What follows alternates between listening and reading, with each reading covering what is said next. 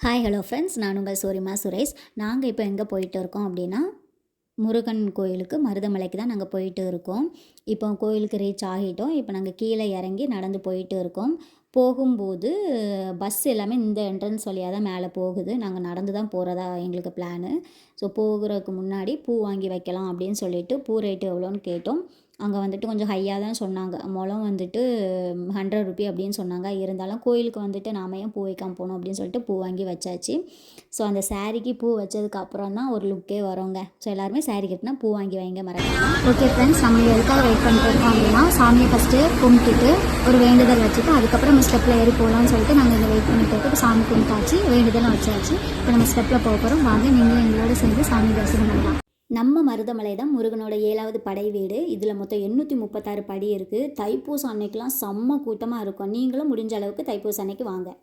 பாதி தூரம் கூட வரல, ஆனால் மூச்சு இப்படி வாங்குதே. ஓகே, எப்படியாச்சும் மேலே போய் சாமியை கும்பிட்டுடணும். வாங்க வாங்கன்னு சொல்லிட்டு வேகமாக போனாலே இங்கே என்னடா பண்ணுறா அப்படின்னு நினைக்காதீங்க. நம்ம மாங்காவை பார்த்தா யாருக்குங்க ஆசை வராது? எனக்கும் ஆசை வந்துடுச்சு. அதான் ஒரு மாங்காய் 2 தர்பூசணி வாங்கிட்டு சாப்பிட்டுட்டு போகலாம் அப்படின்னு சொல்லிட்டு நாங்கள் ஒரு இடத்துல உட்காந்துருக்கோம். அதுக்குள்ளே சாப்பிட்றேன்னு நினைக்காதீங்க, பசிக்கு. நம்ம சாப்பிட்டுட்டு மெதுவாக நடந்து போகலாம், அப்போ தான் மேலே ஏற முடியும். இல்லைன்னா முடியாதுங்க என்னால். என் வீட்டுக்காரர் இந்த வீடியோ பார்த்தா என்னமா சொல்லுவாங்க, சாமி கும்பிட போகிறேன்னு சொல்லிட்டு நீ வழியில் நின்று நீ தின்னுக்கிட்டா கிடக்க அப்படின்பாங்க. அவங்க என்ன சொன்னால் நமக்கு என்ன, சாப்பாடு தான் முக்கியம். ஸோ சின்ன வயசில் புளி அப்புறம் வந்துட்டு இந்த மாங்காய்லாம் சாப்பிட்டோன்னா எச்சு ஊறும். நினச்சி பார்த்தா கூட நம்மளுக்கு அந்த மாதிரி தான் இருக்கும். ஸோ யாருக்கெல்லாம் அந்த மாதிரி இருந்துச்சுன்னு சொல்லி கமெண்ட்டில் சொல்லுங்கள். ஓகே, மேற்கு தொடர்ச்சி மலையில் பிரமிக்கக்கூடிய கட்டிடக்கலையோடு நம்ம மருதமலை முருகன் கோயில் அமைஞ்சிருக்கு. இப்போ நீங்கள் பார்த்துட்டு இருக்கிறது மருதமலை முருகன் கோயிலோட ராஜகோபுரம். நாங்கள் இப்போ இந்த ராஜகோபுரத்துக்கு முன்னாடி தான் நாங்கள் நிற்கிறோம். ஃபஸ்ட்டு ராஜகோபுரத்தை தொட்டு வணங்கிட்டு அதுக்கப்புறம் அந்த கோபுரம் முன்னாடி ஒரு ஸ்டில் நான் எடுத்திருக்கேன். இந்த ஸ்டில் உங்களுக்கு பிடிச்சிருக்குன்னா நீங்கள் கமெண்ட்டில் சொல்லுங்கள். கோயிலுக்குள்ளே முருகனை பார்க்குறதுக்காக நாங்கள் போயிட்டு இருக்கோம். நாங்கள் போகும்போது எந்த ஒரு க்ரௌடுமே கிடையாது. ஆனால் நாங்கள் சாட்டர்டே அன்னைக்கு தான் போனோம். இருந்தாலும் அன்றைக்கி பெருசாக க்ரௌடு இல்லை. அதனால் வீடியோ எடுக்க கொஞ்சம் ஈஸியாக இருந்துச்சு.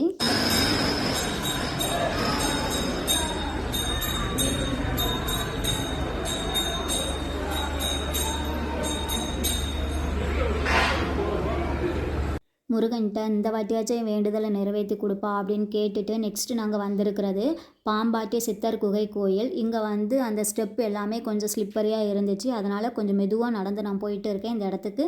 நான் இப்போ தான் ஃபஸ்ட்டு டைம் வர்றேன். எப்போவுமே நாங்கள் முருகன் சாமியை கும்பிட்டுட்டு அப்படியே போயிடுவோம். நம்ம பாம்பாட்டி சித்தர் வந்து பழங்குடி மக்களில் பிறந்த ஒருத்தர் அப்படிம்பாங்க.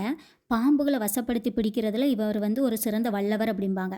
இவர்கிட்ட ஒரு சில சித்த மருத்துவர் வந்து நவரத்தின பாம்பை பிடிச்சு கொண்டு வா அப்படின்னு சொல்லிட்டு சொன்னாங்க. சரின்னு சொல்லிட்டு பாம்பை தேடி காட்டுக்குள்ளே போகும்போது சட்டமுனி சித்தரோட தவத்தை வந்து நம்ம பாம்பாட்டி சித்தர் தெரியாமல் கலைச்சிருவார். சட்டை முனிவர் வந்து நம்ம பாம்பாட்டி சித்தரை பார்த்து, நீ எதை தேட வந்தியோ அதை தேடாமல் தேவையில்லாததை நீ தேடிட்டு இருக்க அப்படின்னு சொல்லி, நீ முதல்ல உனக்குள்ளே இருக்கிற பாம்பை வசப்படுத்தி கற்றுக்கோ அப்படின்னு சொன்னார். அதுக்கப்புறம் தான் தடவையாக பாம்பாட்டி சித்தர் மனித உடம்புக்குள்ளே இருக்கிற குண்டலனி அப்படிங்கிற மனப்பாம்பை தியானத்தின் மூலமாக கட்டுப்படுத்தி ஒரு சிறந்த முனிவராக மாறினார். பாம்பாட்டி சித்தர் வந்து 18 சித்தர்களில் ஒருத்தர் அப்படிம்பாங்க. இவரோட கைப்பிடியில் இருந்தும் கண்பிடியில் இருந்தும் எந்த ஒரு பாம்பும் தப்பிக்க முடியாது அப்படிம்பாங்க. நம்மளோட முருகப்பெருமானே நம்ம சித்தருக்கு வந்து ஒரு பாம்பு ரூபத்தில் வந்து காட்சியளித்தாங்க அப்படின்னு சொல்லியிருக்காங்க. பாம்பாட்டி சித்தர் வந்து இப்போவும் ஒரு பாம்பு ரூபத்தில் அந்த இடத்துக்கு வந்துட்டு போகிறாங்க அப்படிங்கிறாங்க. ஸோ நீங்களும் இந்த இடத்துக்கு வரும்போது பாம்பாட்டி சித்தரை மனதார வேண்டிக்கோங்க. அவங்களும் உங்களோட கனவுல வந்து ஒரு பாம்பு ரூபத்தில் வருவாங்க. நிறைய பேர் இந்த இடத்துக்கு வரும்போது அந்த இடத்துல தியானம் பண்ணிட்டு தான் அந்த இடத்த விட்டு வெளியே போவாங்க. ஸோ நீங்களும் இந்த இடத்த வந்து விசிட் பண்ணி பாருங்கள். ஃபைனலாக சாமி கும்பிட்டாச்சு. சாமி கும்பிட்டுட்டு திருநீர் வச்சுட்டு ஒரு இடத்துல பிரசாதம் வாங்கிட்டு உட்காந்துட்டு இருந்தோம்.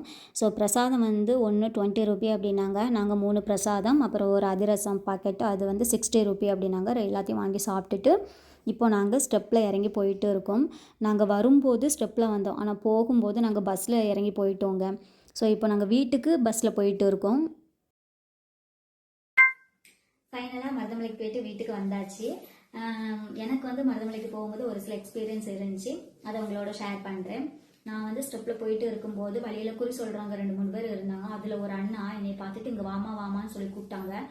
என்னடா இது நம்மளை பார்த்துட்டு இப்படி கூப்பிடுறாங்கன்னு சொல்லிட்டு போய் உட்காந்தா நான் உனக்கு அதை சொல்லிடுவேன், நடந்ததை சொல்லுவேன், நடக்க போகிறத சொல்லுவேன், நடந்துட்டு இருக்கிறத சொல்லுவேன் அப்படின்னாங்க. லாஸ்ட் வரைக்கும் ஒன்றுமே சொல்லலை. 50 ரூபா ஏமாந்துட்டு கொடுத்துட்டு வந்தது தான் மிச்சம். இந்த வீடியோ என் ஹஸ்பண்ட் பார்த்துட்டு வீட்டில் வந்து நல்லா என்ன கொட்டுன்னு கொட்ட போகுது, நல்லா வாங்கி கட்ட போகிறேன். நெக்ஸ்ட்டு அதுக்கப்புறம் ஒரு அண்ணா என்ன பண்ணாங்க அப்படின்னா, இப்போ நம்ம போயிட்டு இருக்கும்போது இப்போ என்ன மாதிரி ஆட்கள் கால் வலிக்கு அப்படின்னு சொல்லிட்டு கொஞ்ச நேரம் உட்காந்துக்கும்.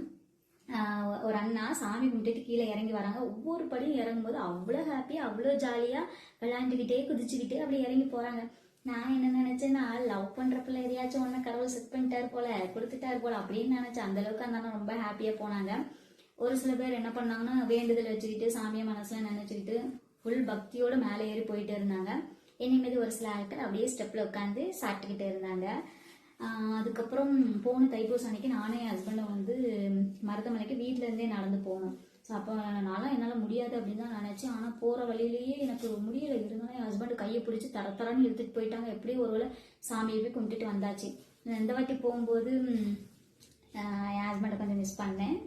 இந்த வீடியோ உங்களுக்கு பிடிச்சதுன்னா லைக் பண்ணுங்கள், ஷேர் பண்ணுங்கள், கமெண்ட் பண்ணுங்கள், மறக்காமல் சப்ஸ்கிரைப் பண்ணுங்கள். பாய்.